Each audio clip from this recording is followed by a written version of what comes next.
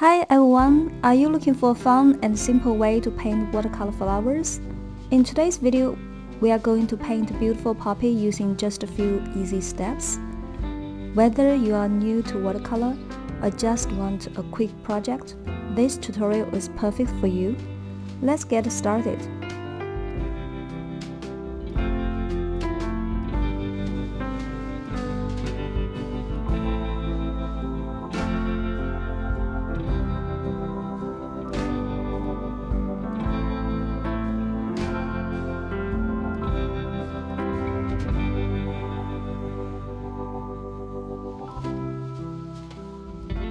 First, grab your pencil and lightly sketch the basic shape of the poppy. Don't worry about making it perfect. Just a rough outline will do. The flower should be nice and loose, with a few buds around it to give the piece some balance. Next, we are going to wet area inside flower shape. Use a clean brush with water and carefully wet the poppy area, avoiding the buds and leaves for now. This will prepare the surface for our wet on wet technique and give that soft dreamy look that's perfect for poppies. Now for the fun part, preparing our colors, we will be using lemon yellow and permanent red light. While the paper is still wet, load your brush with the yellow first, then apply permanent red light and gently drop the color into the wet flower shape. Try to use your brush strokes to paint the shape of the petals. Follow the natural curve of each petal, using light sweeping strokes to create a soft and fluid look.